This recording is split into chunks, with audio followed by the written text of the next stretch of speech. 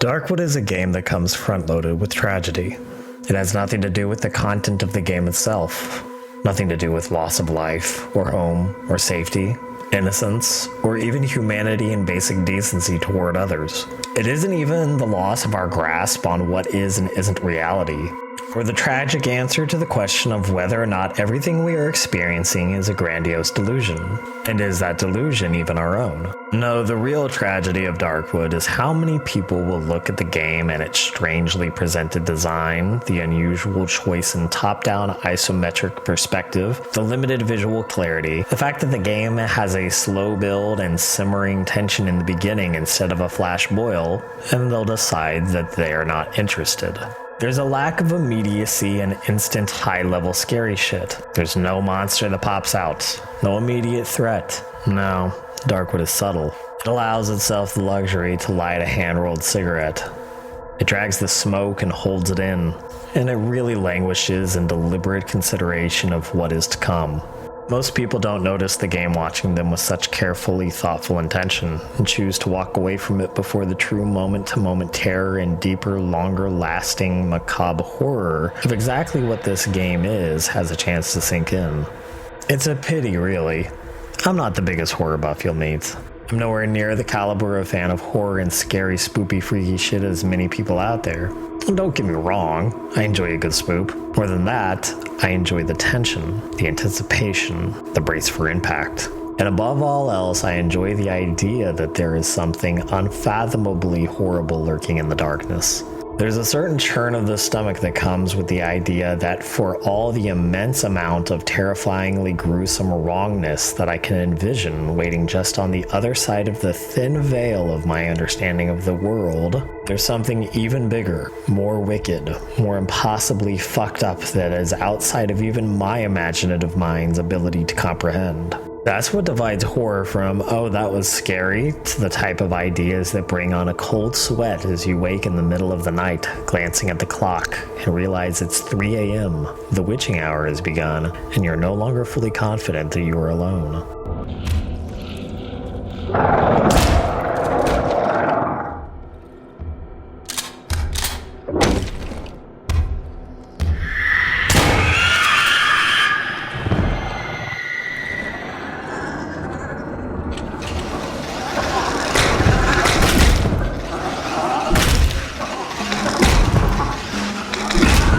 This is why Darkwood is the best horror game I've ever played.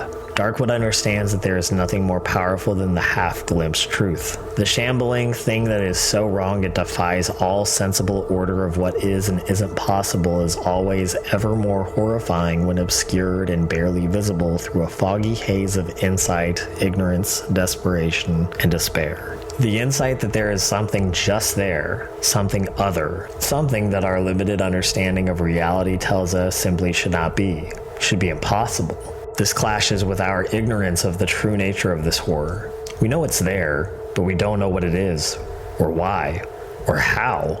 This unsettles us, because knowing what and why and how are essential to humans. Evolution taught us that not knowing these answers is dangerous, the consequence of ignorance dire. And so our ignorance catches at the edge of our consciousness, a raw nerve cluster with the tip of a thorn pressing down and in where it should not be. With this insight into our own ignorance, desperation takes form. We're desperate to know, to understand, to see that which lurks in the dark. We wish to give it form, to give it shape, to understand its nature. And of course we do. Every moment that we don't know is another moment that our minds, creatively cruel and viciously imaginative, are summoning forth more and more horrors from the depths.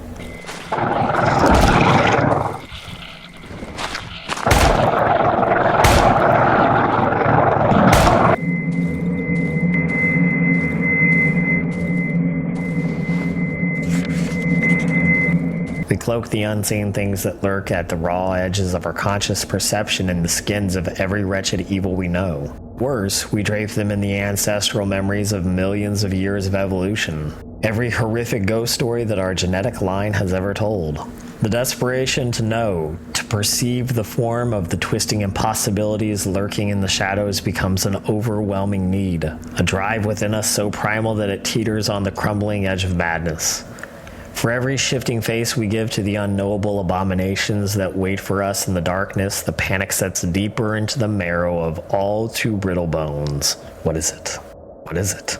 What is it? What is it? What is it? What is it? What is it? What is it? What is it? And just as the madness creeps in, the darkness parts, and we see a sliver, a glance. It is a solitary moment that may as well be a lifetime with our breath hitched in our chest. And desperation yields to despair, for even in that fleeting glimpse we confirm that the truth is even more unfairly horrific than we had possibly imagined.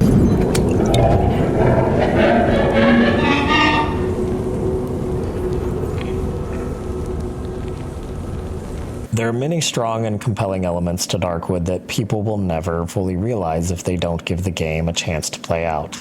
The top-down perspective and its limited vision work masterfully to make you feel like you are always peeking through a keyhole at a malevolent world full to bursting with every manner of evil and uncaring horror that is terrifyingly beyond our understanding. The limited perspective lends a claustrophobia to the game that is pervasive even when you're out in the open with space all around you. The sense of being blinded and surrounded by unseen malevolence is only heightened when you actually are pinned into cramped hideouts, narrow corridors, and crumbling tunnels.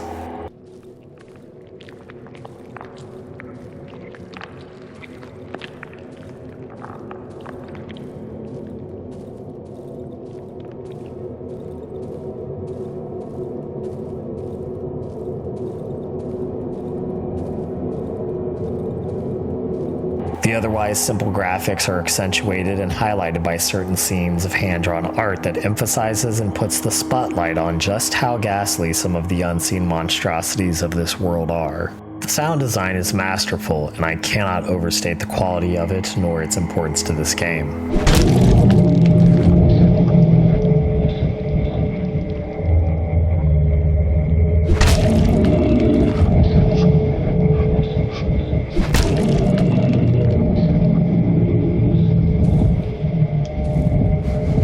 Darkwood would be a pale shadow of an experience without the added tension and stress the sound design brings to the game, from the sound of things lurking in the dark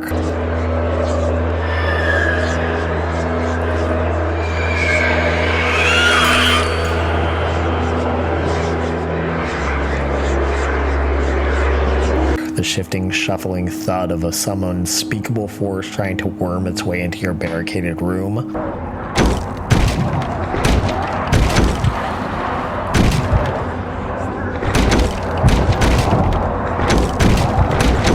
And the bang of rabid wild dogs just outside your field of view and closing fast.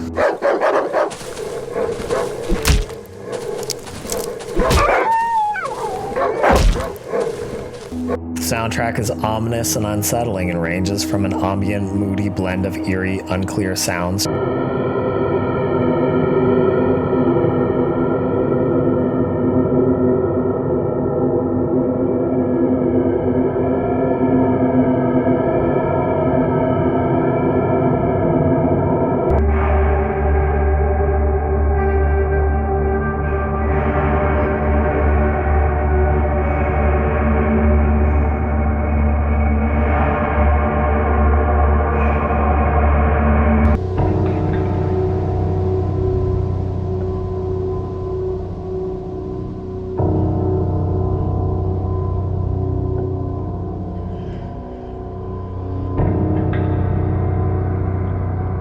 to an actual full-on banger of intense driving beats.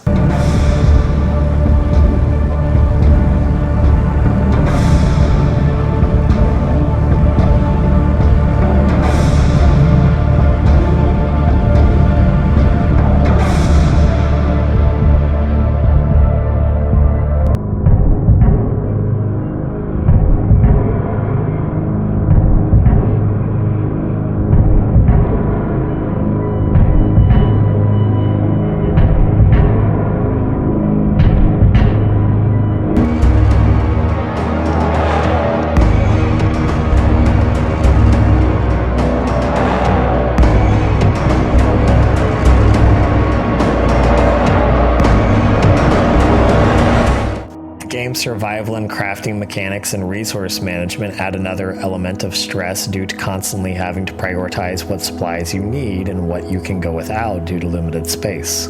There's also a solidly made combat system in the game, and fighting your way to survival is always an option. In a genre where most games lose very nearly all of their tension and scariness the moment you can fight back against the things that go bump at the night, Darkwood manages to remain tense, unsettling, and horrifying even when you're able to defend yourself. This is both due to the game's unforgiving difficulty and because the real horror isn't in the things you can fight back against, but all the things lurking at the borders of your perception that you could never hope to fend off with all the weapons in the world. Darkwood is an expertly crafted game both in terms of gameplay and the atmospheric, ambient world you find yourself in, and just how intentionally it applies the tension of the unknown and the macabre glimpses of horrific reality. It's the type of gem that will unfortunately mirror the very thing that it does so very well. It'll lurk in the shadows, in the darkness, hovering at the edge of consciousness, going unnoted and unseen by the majority of gamers and horror fans. Except for we, the few who, having glimpsed its true face, will never be quite comfortably walking in the woods ever again. Thank you for checking out my video on Darkwood. If you enjoyed this video, leave a like and please consider subscribing for more content. I appreciate your support. Until the next one, stay salty, nerds.